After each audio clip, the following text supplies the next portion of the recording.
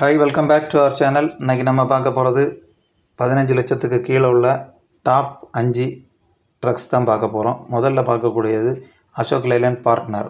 இதோட என்ஜினை பொறுத்தவரை 2953 சிசி கொடுத்துருக்காங்க. பவர் வந்து 140 ஹார்ஸ் பவர் இருக்குது. க்ரோஸ் வெயிட் பார்த்தோன்னா 7490 கேஜி இருக்குது. பேலோட பொறுத்தவரை 4579 கேஜி கொடுத்துருக்காங்க. ஃபியூல் டேங்க் இந்த வண்டியில் 90 லிட்டரில் வந்துடுது. டயரை பொறுத்தவரை 6 நம்பர்ஸ் இருக்குது. சேசிஸ் வித்து கேபினோட வருது. மைலேஜை பொறுத்தவரை 8.5 km/லிட்டர் வருது. இந்த வண்டியோட ப்ரைஸ் பார்த்தோன்னா 13.85 லட்சத்துலேருந்து ஸ்டார்ட் ஆகுது.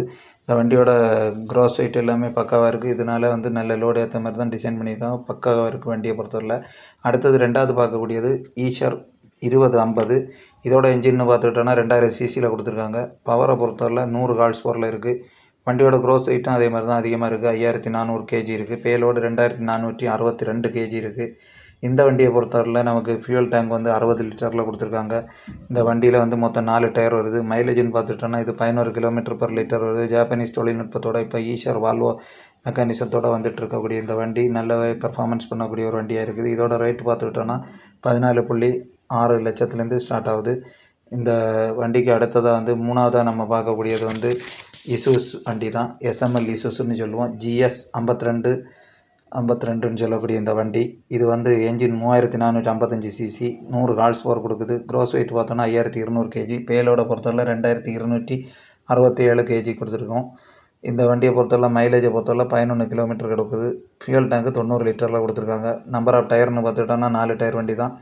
இதில் ப்ரைஸ்ன்னு பார்த்துக்கிட்டோன்னா இந்த வண்டியை பொறுத்தவரை 14.61 லட்சத்துலேருந்து ஸ்டார்ட் ஆகுது. இந்த வண்டி வந்து நல்ல பெர்ஃபார்மன்ஸ் பண்ணக்கூடிய ஒரு வண்டி தான், முக்கியமாக அண்டர் 15ல்.